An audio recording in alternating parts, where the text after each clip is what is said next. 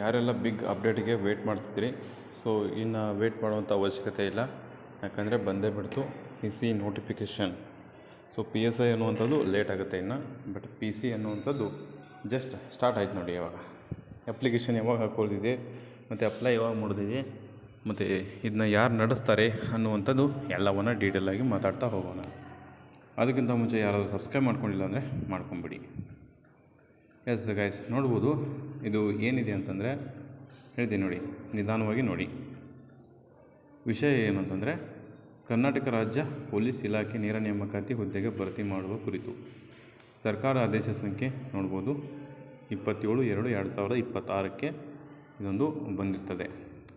ಮೇಲ್ಕಂಡ ವಿಷಯಕ್ಕೆ ಸಂಬಂಧಪಟ್ಟಂತೆ ಕರ್ನಾಟಕ ರಾಜ್ಯ ಇಲಾಖೆಯಲ್ಲಿ ಈ ಕೆಳಕಂಡ ಹುದ್ದೆಗಳ ನೇರ ನೇಮಕಾತಿ ಮೂಲಕ ಭರ್ತಿ ಮಾಡಿಕೊಳ್ಳಲು ಸರ್ಕಾರವು ಈಗಾಗಲೇ ಅನುಮತಿ ನೀಡಿದ್ದು, ಸದರಿ ಹುದ್ದೆಗಳ ನೇಮಕಾತಿ ನಗರ ಜಿಲ್ಲಾ ಘಟಕಗಳಿಗೆ ಮರು ಹಂಚಿಕೆ ಮಾಡಿ ತಮ್ಮ ಘಟಕಗಳಿಗೆ ಹಂಚಿಕೆಯಾಗಿರುವಂಥ ಹುದ್ದೆಗಳಿಗೆ ಸಂಬಂಧಿಸಿದಂತೆ ವರ್ಗೀಕರಣದ ವಿವರಗಳನ್ನು ನೇಮಕಾತಿ ವಿಭಾಗಕ್ಕೆ ಒದಗಿಸಲು ಈ ಹಿಂದೆ ಆಲ್ರೆಡಿ ನಿರ್ದೇಶಿಸಲಾಯಿತು.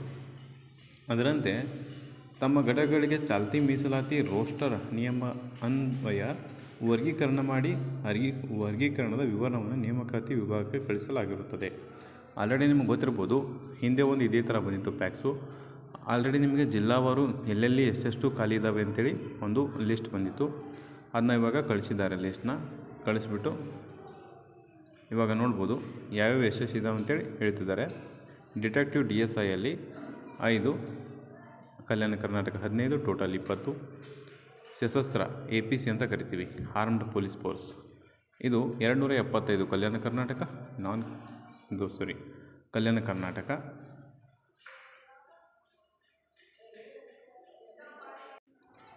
ಓಕೆ, ಕಲ್ಯಾಣ ಕರ್ನಾಟಕ 275, ಆಮೇಲೆ 1375 ಬಂದುಬಿಟ್ಟು ಕಲ್ಯಾಣ ಕರ್ನಾಟಕ.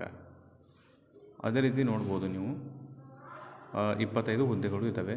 ಆಮೇಲೆ 610 ಕಲ್ಯಾಣ ಕರ್ನಾಟಕ ಸಿವಿಲ್ ಪೊಲೀಸ್ ಇದ್ದಾವೆ, ಸಿವಿಲ್.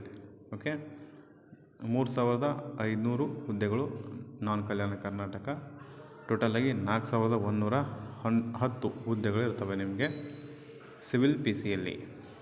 APCಯಲ್ಲಿ 1650 ಹುದ್ದೆಗಳು. ಸೊ KSRP ನೋಡಿ, KSRP ಈ KSRP ಬಂದುಬಿಟ್ಟು ತುಂಬ ಜನ ವೇಟ್ ಮಾಡ್ತಿರ್ತೀರಿ. KSRP ಟೋಟಲ್ ಎಷ್ಟು ಇದ್ದಾವೆ? 2000 ಹುದ್ದೆಗಳಿದ್ದಾವೆ. ಅದರಲ್ಲಿ 500 ಹುದ್ದೆಗಳು, 532 ಹುದ್ದೆಗಳು ಕಲ್ಯಾಣ ಕರ್ನಾಟಕಕ್ಕೆ ಸಿಗ್ತವೆ. ಇನ್ನು KSISF ಇದು ಕೂಡ ನೋಟಿಫಿಕೇಷನ್ ಆಗಿಲ್ಲ. ಭಾಳ ದಿನಗಳನ್ನು ಅಂದರೆ ಭಾಳ ವರ್ಷಗಳ ನಂತರ, ಒಂದು 5-6 ವರ್ಷ ಆಯಿತು. 365 ಓನ್ಲಿ ಕಲ್ಯಾಣ ಕರ್ನಾಟಕದವರಿಗೆ ಮಾತ್ರ ಅವು ಬಿಟ್ಟಿದ್ದಾರೆ.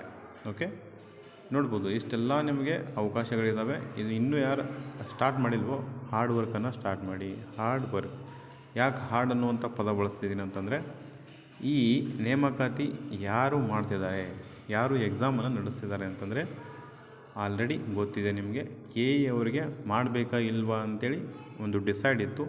ಇವಾಗ ನೋಡ್ರೆ 100% KEದವರು ಮಾಡ್ತಾರೆ ಅನ್ನುವಂತಹ ಒಂದು ಸುದ್ದಿ ಬಂತು. ಸೊ KEದವರು ಎಕ್ಸಾಮನ್ನು ನಡೆಸ್ತಾರೆ. ಹಾಗಾಗಿ ನೀವು ಫೋಕಸ್ ಆಗಿ ಏನು ಮಾಡಬೇಕು, ಮೇನ್ ಫೋಕಸ್ ಏನು ಮಾಡಬೇಕು ಅಂದರೆ GKಯಲ್ಲಿ ಸ್ಟ್ರಾಂಗ್ ಇರಬೇಕು. GKಯಲ್ಲಿ ಸ್ಟ್ರಾಂಗ್ ಇರಬೇಕು.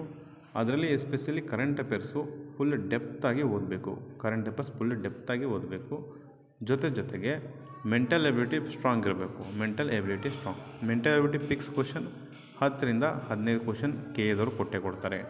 ಇನ್ನು ಕರೆಂಟ್ ಅಫೇರ್ಸ್ 20ರಿಂದ 30 ಕ್ವಶನ್ ಬಂದೇ ಬರ್ತವೆ. ಈ ಕರೆಂಟ್ ಅಫೇರ್ಸ್ ಬರಲಿಲ್ಲ ಅಂತಂದರೂ ಅದ್ರ ರಿಲೇಟೆಡ್ ಆಗಿ ಕ್ವಶನ್ಗಳು ಬಂದಿರ್ತವೆ 30ವರೆಗೂ. ಓಕೆ, ಹಾಗಾಗಿ ಕರೆಂಟ್ ಅಫೇರ್ಸ್ ಮತ್ತು ಮೆಂಟಲ್ ಎಬಿಲಿಟಿ ಫುಲ್ ಡೆಪ್ತಾಗಿ ಓದಿ. ಮತ್ತು ಇನ್ನುಳಿದಂತಹ ಕೆಲವನ್ನು ಸೊ ಒಂದು ಮೀಡಿಯಮಲ್ಲಿ ಓದಿದ್ರು ನಡೀತದೆ. ಇನ್ನು ಸೈನ್ಸ್ ಕೂಡ ಡೆಪ್ತಾಗಿ ಓದ್ಕೊಳ್ಳಿ.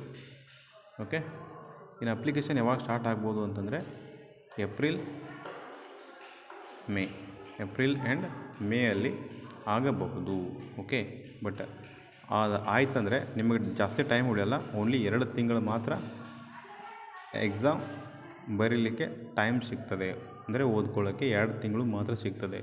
ಮತ್ತು ಈ ನೋಟಿಫಿಕೇಷನ್ ಹೋದ್ಮೇಲೆ ನಮಗೇನೋ ಟೈಮ್ ಸಿಗಬೇಕಾಗಿತ್ತು, ನಮಗೇನೋ ಮತ್ತೆ ನೋಟಿಫಿಕೇಷನ್ ಆಗಬೇಕು, ಎಕ್ಸಾಮ್ ಆಗಬೇಕು ಅಂದರೆ ನಿಮ್ಮಷ್ಟು ಮುಟ್ಟಾಳು ಯಾರೂ ಇಲ್ಲ. ಓಕೆ, ಬಂದ ಅವಕಾಶವನ್ನು ಕಾಲಿನಿಂದ ಒದಿಲಾರದೆ ಸ್ವೀಕರಿಸಿ, ಬಂದಂತೆ ಸ್ವೀಕರಿಸಿ. ಅದಕ್ಕೆ ಏನೇನು ಬೇಕೋ ಪ್ರಿಪ್ರೇಷನ್ನ ಸ್ಟಾರ್ಟ್ ಮಾಡಿ. ಇನ್ನೂ ಏನೂ ಓದಿಲ್ಲ ಅಂತಂದರೂ ನಾವು ಈಗ ಸ್ಟಾರ್ಟ್ ಮಾಡಿ ಫುಲ್ ಡೆಪ್ತಾಗಿ ಓದೋಕ್ಕೆ ಸ್ಟಾರ್ಟ್ ಮಾಡಿ. ಓಕೆ, ಸೊ ಎಲ್ಲರಿಗೂ ಕೂಡ ಧನ್ಯವಾದಗಳು. ಮತ್ತು ಇದೇ ರೀತಿ ರಿಲೇಟೆಡಾಗಿ ನೋಟ್ಸು ಮತ್ತು PDF ಎಲ್ಲ ನೋಟಿಫಿಕೇಷನ್ನು, ಕಾಲ್ ಟಿಕೆಟು ಎಲ್ಲ ರೀತಿಯಾಗಿ ನಮ್ಮ ಚಾನಲಲ್ಲಿ ಬರ್ತಾ ಇರ್ತವೆ.